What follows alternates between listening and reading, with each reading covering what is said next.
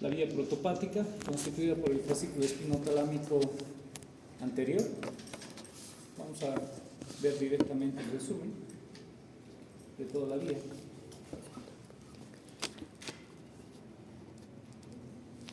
Bueno, ahí tenemos médula, siempre una neurona en T con dos prolongaciones. Va a ir ascendiendo por bulbo, protuberancia, mesencéfalo, tálamo óptico y luego recién va a llegar hasta la corteza cerebral.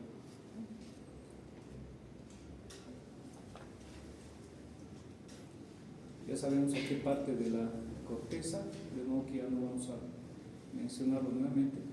Esta es la vía nociceptiva, constituido por un fascículo también, fascículo espinotalámico lateral. Ya no estamos hablando de los receptores, por si acaso aquí, ¿verdad? Ni siquiera del tipo de estímulos que está recogiendo cada uno de ellos, porque eso ya lo hemos indicado, ya tendríamos que saber. Hemos repetido varias veces los receptores, y como ven ustedes, los receptores son los orígenes de estas vías. Entonces, la vía nociceptiva o termoalgésica también se llama esta vía, está constituida por el fascículo espinotalámico lateral. Lo mismo, una neurona en T con dos prolongaciones, empieza a nivel de la médula hasta posterior, núcleo gelatinoso de Rolando, etc. Es contralateral, va ascendiendo por el bulbo, la protuberancia, mesencéfalo, tálamo óptico y corteza cerebral. 3 neuronas, ¿no? 1, 2, 3. La vía epicrítica, constituida por los fascículos de Golgi-Burdach. Una neurona también en T, va por el cordón blanco posterior, por los fascículos de Golgi-Burdach, hasta los núcleos de Golgi-Burdach que se encuentran en el bulbo raquídeo. Aquí se encuentra la segunda neurona. Lo mismo, protuberancia, mesencéfalo, tálamo óptico y corteza cerebral. Vamos un poquito más ya a la profundidad. Hablamos de la vía propioceptiva, lo hemos dividido en dos, ¿verdad? Propioceptiva consciente e inconsciente. Esta es la vía propioceptiva consciente. Entonces casi es lo mismo, ¿no?, que la vía epicrítica. En realidad utilizan el mismo cordón, los mismos fascículos de Golgi-Burdach, tálamo óptico y corteza cerebral. Lo mismo, ¿no?, que la vía epicrítica. Varía en la inconsciente porque está constituido por el fascículo de Flessing y el fascículo de Bowers. El fascículo de Flessing es el directo, ¿no? Trata de buscar al cerebelo de la forma más directa. Entonces, médula espinal, bulbo raquídeo, pedúnculos cerebelosos inferiores y cerebelo, al páleo cerebelo. La vía más rápida utiliza este fascículo. En cambio, el de Bowers se complica un poquito más por el tipo de estímulos que tienen que llevar, estímulos más coordinados porque están a nivel de las extremidades inferiores, de modo que tienen que hacer más conexiones con núcleos que se encuentran en el tronco encefálico. Entonces, médula espinal, bulbo raquídeo, protuberancia, mesencéfalo, y del mesencéfalo recién va al cerebelo por los pedúnculos cerebelosos superiores. En todo este trayecto va haciendo conexiones con diferentes núcleos. Bien, vía propioceptiva inconsciente. Receptores nerviosos que ya los hemos mencionado, pero esta vez está referido justamente para la vía interoceptiva. La vía interoceptiva está ubicado justamente en estos diferentes órganos, paredes arteriales, paredes de los órganos huecos, intestino, estómago, etc. Entonces vamos a encontrar diferentes elementos que están justamente formando una especie de plexos o bien receptores especiales. Entonces vamos a encontrar dolor, vamos a encontrar receptores que miden el oxígeno, dióxido de carbono, presión arterial y la tensión, ¿no? La distensión, en realidad más que la tensión, la distensión. ¿Qué fascículo va a utilizar? Habíamos indicado que utiliza el fascículo espinotalámico lateral, ¿no? Entonces, todas estas sensaciones se recogen a través de un fascículo, el fascículo espinotalámico lateral. Bueno, con esto estaríamos repitiendo, en resumen, las vías ascendentes. Vamos a ir hablando ahora de las vías descendentes.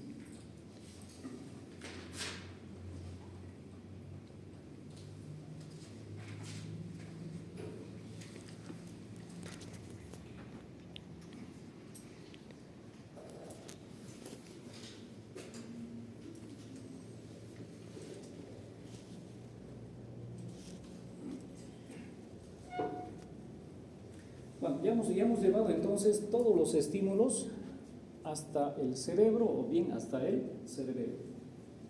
Todos los estímulos que se recogen en la piel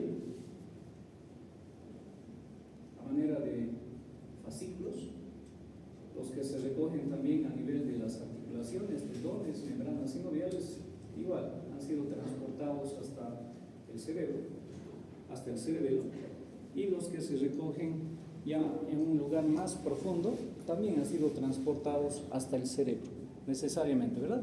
La vía nociceptiva termina en el cerebro. Si está utilizando el fascículo espinotalámico lateral, termina en el cerebro. Bueno, entonces, todos los estímulos ya han sido transportados al cerebro.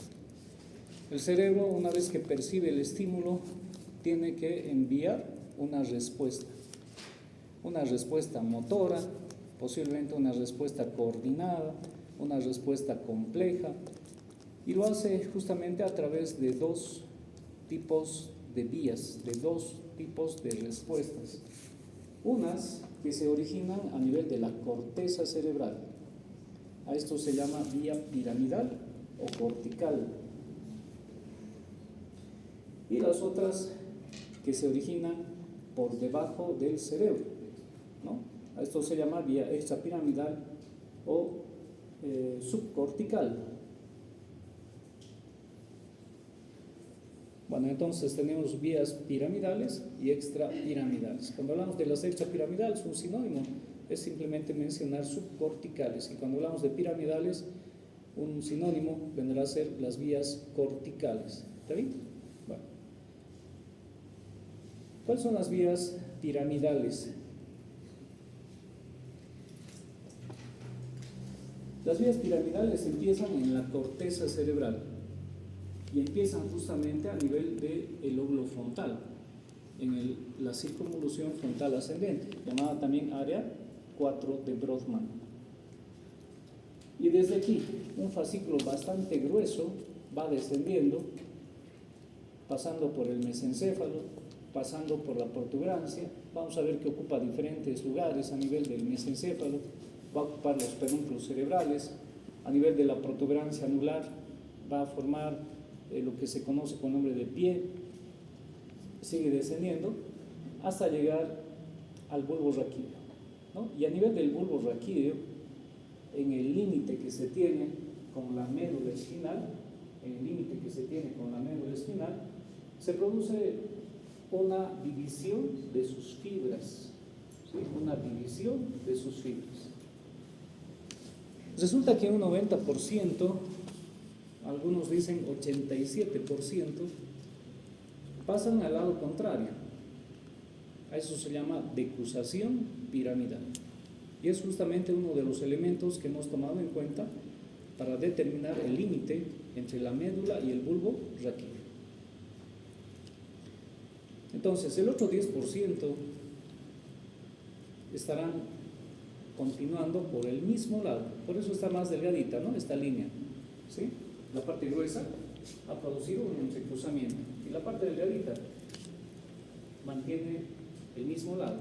Si ha empezado en el lado derecho de la corteza, va por el lado derecho del tronco encefálico hasta la médula espinal. Pero el otro 90%, si ha empezado en el lado derecho, pasa al lado contrario, ¿sí? Pasa al lado contrario, si empieza al lado derecho, va hacia el lado izquierdo. Entonces, un 90% de las fibras y un 10% permanece en el mismo modo. A esto se llama decusación motora y es una de las causantes de dividir la sustancia gris, que aquí, ¿cómo es esa sustancia gris? ¿Qué forma tiene? De una H, ¿no? De una H mayúscula. Bueno, esta es la causante de fraccionar esa forma de H que tiene la sustancia gris. Tengo que en el bulbo rectilio ya está completamente segmentado, ya no está con la forma de H, sino tiene pequeños núcleos, y que son los orígenes justamente de la mayor parte de los pares craneales, por ejemplo a nivel del bulbo rectilio, ¿verdad? Lo mismo pasa a nivel de la protuberancia, del mesencéfalo, que encontramos algunos núcleos de pares craneales. Y esa es la razón, porque aquí hay una decusación motora. Pero también hay una decusación sensitiva, que está causada justamente por esas decusaciones contralaterales de algunos fascículos ascendentes, sobre todo los que van a ir a formar la cinta de Reilly, ¿sí? Cinta de Reilly.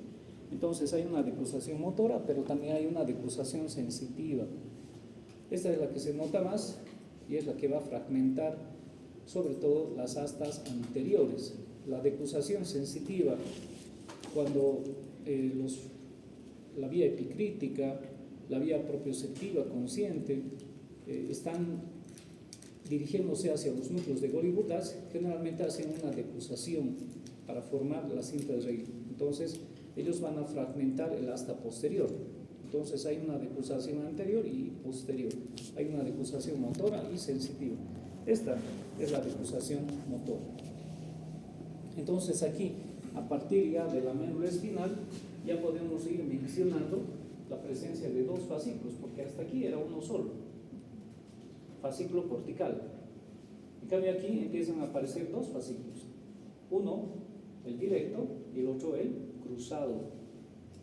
¿Está bien? Entonces la vía cortical, que al principio es única, cuando llega al límite entre el bulbo y la médula espinal, se empieza a dividir, se empieza a fraccionar y constituyen dos fascículos, el fascículo piramidal directo y el fascículo piramidal cruzado. Bueno, ¿qué pasa con el fascículo piramidal directo? Bueno, aquí estamos viendo el origen justamente de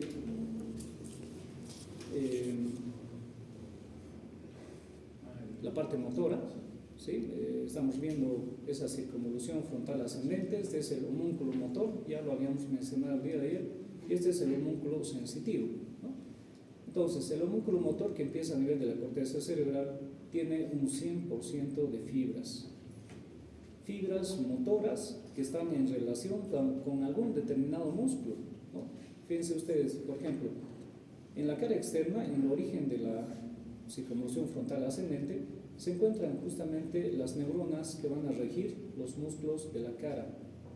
Si seguimos ascendiendo, músculos de la mano, del antebrazo, del brazo, y si vamos por dentro, porque esto pareciera que continúa hacia la cara interna del cerebro, vamos a encontrar justamente el tórax, el abdomen, ¿no? Entonces el tórax y el abdomen se encuentran medialmente, mientras que aquí se encuentran el resto de segmentos del cuerpo. ¿Quiénes ocupan bastante?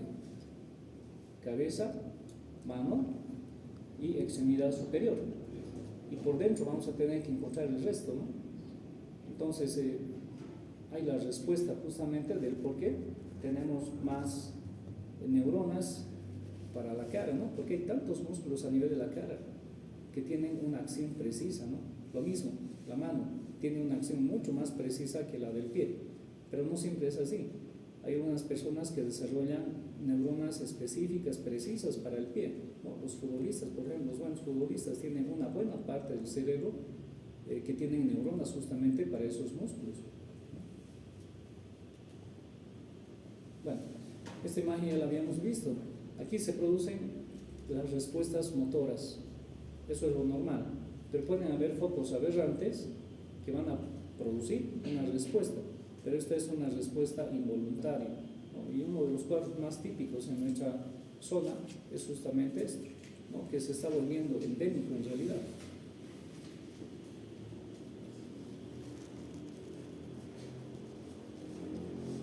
100% de fibras, corteza, mesencéfalo, protuberancia, y al llegar al bulbo raquídeo, entre la médula espinal, empieza a producirse recién una decusación, una división.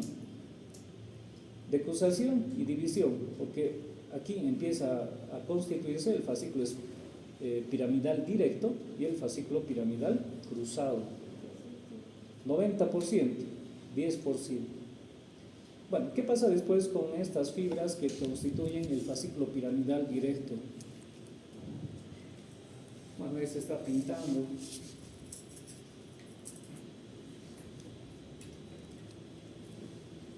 A ver, primero, con el fascículo piramidal cruzado. Una vez que cruza del lado derecho hacia el lado izquierdo, estas fibras se van a mantener por el mismo lado, ¿no? Vale decir, si ha empezado en el lado izquierdo, ha pasado al lado derecho, se van a mantener por el lado derecho hasta la terminación de la médula espinal. Y aquí va a ser sinapsis con los diferentes núcleos que se encuentran en el asta anterior. ¿Se acuerdan? Los núcleos del asta anterior, ¿cuáles son? El anterolateral, anteromedial, posterolateral, posteromedial, retroposterolateral, etc., ¿verdad? Son diferentes núcleos que los hemos mencionado en el asta anterior. Entonces, todas estas fibras van a hacer sinapsis justamente con esos diferentes núcleos.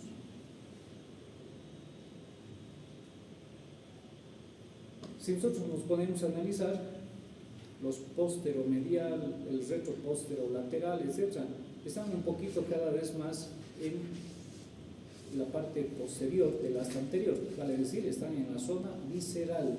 Los más anteriores están en la parte somática. Entonces, los que están en la parte somática, pues van a necesariamente, ¿no?, dirigirse hacia la neurona somatomotor. Una vez que hace sinapsis, por decir, con el núcleo anterolateral, irá a terminar en un músculo estriado, ¿sí? En un músculo estriado. Pero los que hacen sinapsis con los núcleos que están en la parte posterior, aquí está pintado de celestito, ¿verdad? Supónganse que es el núcleo retroposterolateral. Entonces, de aquí hará sinapsis con una neurona que se dirija finalmente, después de todo ese trayecto que hemos visto, ¿verdad? Va por la raíz anterior, va por el ganglio que está acompañando la médula espinal, toma parte de una fibra simpática o parasimpática para terminar ¿dónde? En el músculo visceral, en un músculo liso. Bueno, fascículo piramidal directo, cruzado. Ese es el cruzado que hemos mencionado, ¿no? Ahora, ¿qué pasa con el directo? El directo, nosotros lo habíamos visto de que va por el mismo lado. Si ha empezado en el lado izquierdo, va por el lado izquierdo. Pero al llegar a la médula espinal, al llegar a hacer sinapsis con la neurona, supónganse una neurona visceromotora, entonces pasa al lado contrario. Todas estas neuronas que empiezan en el fascículo piramidal directo van a pasar hacia el lado contrario. Entonces, no son directas realmente, ¿no? Porque luego en la médula espinal van a pasar al lado contrario. En cambio, el fascículo piramidal cruzado solamente ha hecho un cruce a nivel del bulbo raquídeo y luego se mantiene por el mismo lado. Esta otra no. Si bien ha venido por el lado izquierdo, luego pasa al lado derecho. ¿Pero dónde? En la médula espinal. Y se comporta de la misma manera. Vale decir, va a ser sinapsis, ya sea con núcleos anterolaterales, anteromedial, o bien va a ser sinapsis con núcleos posterolaterales. Es indistinto. Vía piramidal. Vayamos viendo las fibras o las vías extrapiramidales o subcorticales. Bueno, y aquí vamos a mencionar las vías que están por debajo del cerebro. Vamos a encontrar formaciones que se encuentran debajo del cerebro. Complejos nucleares que están por debajo del cerebro.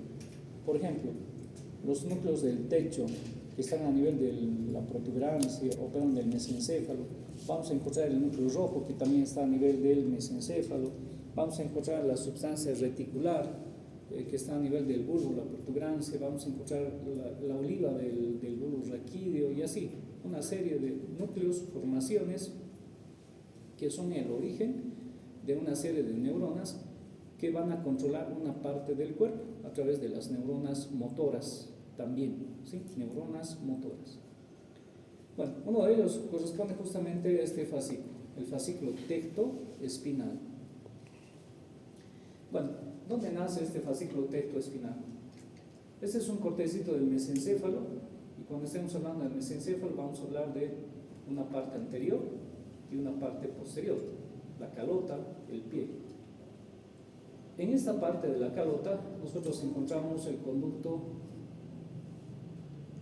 ¿Qué conducto será? Mesencéfalo. El apoderto de Silvio, ¿no? El conducto mesencefálico que está comunicando el cuarto ventrículo con el tercer ventrículo. Y al ladito de él, pues ya habíamos visto, ¿no? Algunos pequeños núcleos, ¿se acuerdan? Hemos visto del cuarto par craneal, hemos visto del tercer par craneal, etc. Y uno de estos núcleos que también se encuentra aquí, que es el origen de esta vía, son estos núcleos, que se llaman núcleos del techo. ¿Sí? Entonces, esta vía tiene su origen en los núcleos del techo. Y es en el mismo mesencéfalo que van a producir una decusación. Si empiezan en el lado derecho, pues van hacia el lado izquierdo. En esta decusación estamos rodeando justamente a esos núcleos de los ojos, al tercero, al cuarto, y se forma aquí una formación nerviosa que le hemos mencionado con el nombre de Ransom Punkt. ¿Se acuerdan? Cuando hemos hablado del tercero y cuarto, ¿qué importancia tenía? Justamente la coordinación de los núcleos motores del ojo, ¿no? Y decíamos, si nosotros vamos a mover, por ejemplo, el motor ocular externo desviando el globo ocular hacia afuera, pues el del lado izquierdo, ¿qué va a hacer?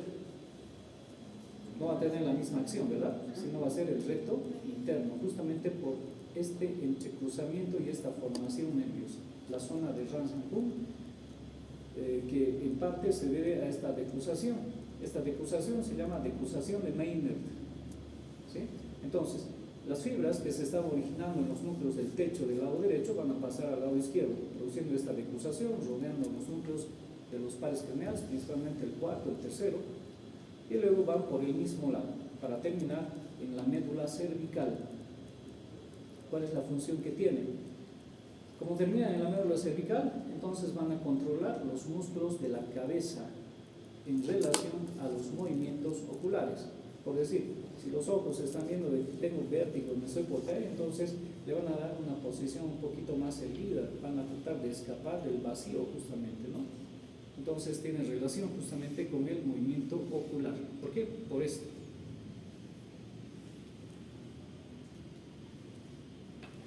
Otro fascículo, rubro espinal. Lo mismo, aquí tenemos la calota del mesencéfalo, tenemos el pie, tenemos el acueducto mesencefálico, tenemos una sustancia gris que está rodeando justamente al conducto, y por delante vamos a encontrar unos núcleos, los núcleos rojos grandes, que están relacionados con la formación de dopamina. Estos núcleos rojos son el origen de este fascículo rubro espinal. Lo mismo, va a producir una decusación, ¿no? Aquí hay otra decusación, el núcleo rojo, las fibras que empiezan en el núcleo rojo del lado derecho van a pasar al lado izquierdo y van a ir descendiendo justamente por la médula cervical hasta llegar a la médula lumbar. Este fascículo, ¿qué es lo que hace? Está relacionado con el fascículo piramidal, tiene mucha conexión. Si nosotros separamos este fascículo, o si no existiera este fascículo, entonces el fascículo cortical produciría reacciones musculares bruscas. ¿Quién corrige justamente eso? Este fascículo. Le da una finura a los movimientos que puedan ser realizados por el fascículo cortical.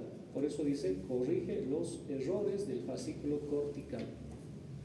Rubro espinal.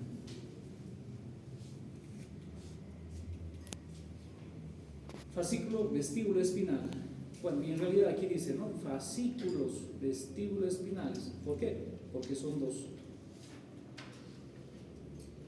Y es que a nivel de la protuberancia, ¿se acuerdan cuando hemos hablado del suelo del cuarto ventrículo? Con los que hemos hecho prácticas, y solamente con los docentes que están haciendo práctica, en el suelo del cuarto ventrículo hemos mencionado una superficie, ¿no? La rampa vestibular, donde hemos indicado que en su profundidad se encuentran los núcleos vestibulares. Bueno, y estos núcleos vestibulares son justamente estos.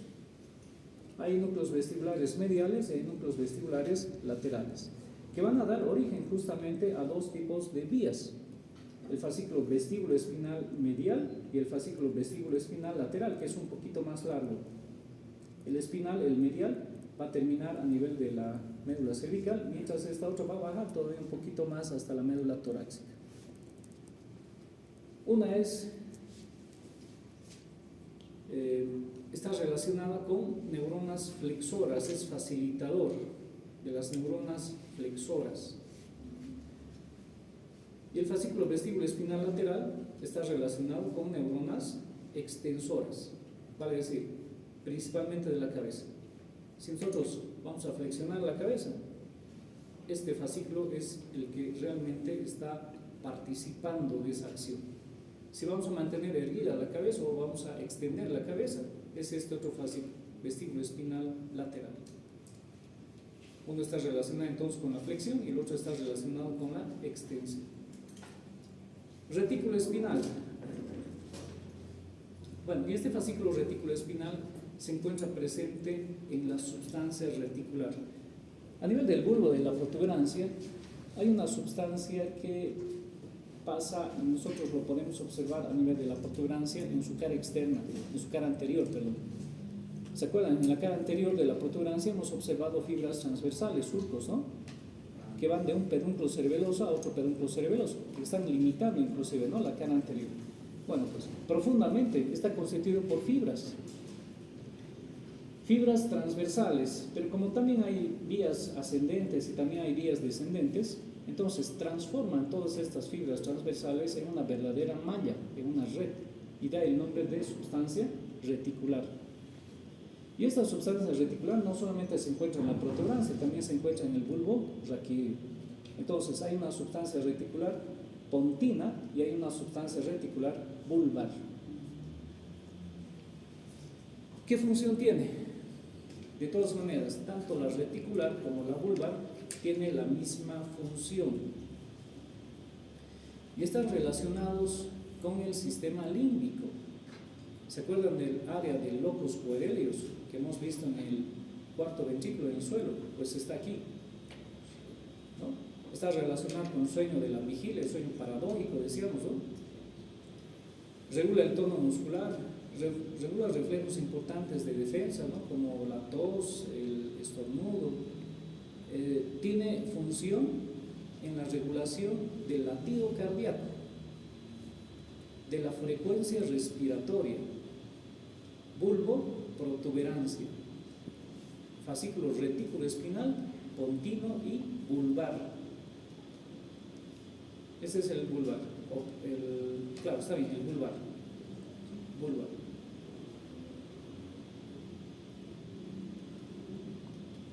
Finalmente, fascículo olivoespinal. ¿Dónde se encuentra este fascículo? En el bulbo raquídeo, en la cara lateral. ¿Se acuerdan cuando hablamos de configuración externa del bulbo? ¿Qué hemos encontrado? La oliva del bulbo raquídeo.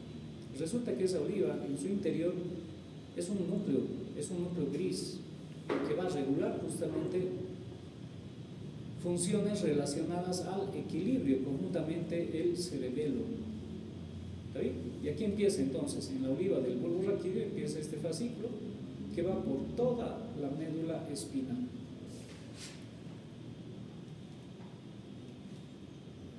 Bueno, nada más, esas son las vías descendentes. Entonces, con esto estaríamos terminando vías ascendentes y descendentes. Este es En realidad esta es la base del sistema nervioso. Nos hemos tardado un poquito porque yo hablaba con unos colegas y me decían, lo he hecho en media clase, ¿no? Pero yo considero que esta es la base.